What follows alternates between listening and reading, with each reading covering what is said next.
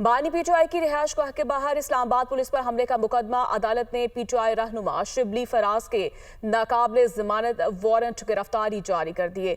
अदालत का शिबली फराज को गिरफ्तार करके पेश करने का हुक्म जारी किया गया है। अदालत ने बानी पीटीआई के समन नोटिस अडियाला जेल हुकाम के नाम जारी कर दिए।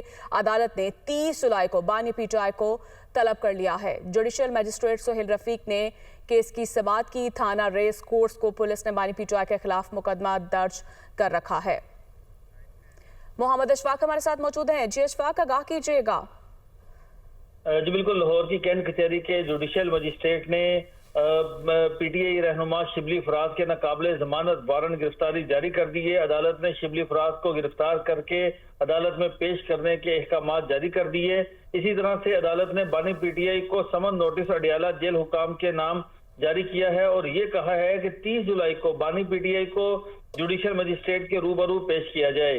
जुडिशियल मजिस्ट्रेट सोहेल रफीक ने इस हवाले से केस की समाअत की है। बानी पीटीआई की रिहाइशगाह के बाहर इस्लामाबाद पुलिस पर हमले का ये मुकदमा है और थाना रेस कोर्स पुलिस ने बानी पीटीआई के खिलाफ ये मुकदमा दर्ज किया था। तो अब अदालत ने शिबली फराज के वारंट नाकाबिले जमानत वारंट गिरफ्तारी जारी कर दिए हैं, जबकि बानी पीटीआई को ये कहा है कि 30 जुलाई को इन्हें लाहौर के जुडिशियल मजिस्ट्रेट के रूबरू पेश किया जाए। ठीक है, मोहम्मद अशफाक ये भी बताएगा 9 मई जिनाह हाउस अस्करी टावर हमला और थाना शादमान नजरे आतिश समेत दीगर मुकदमात की भी समाअत हुई है, इसका भी अहवाल बताइएगा।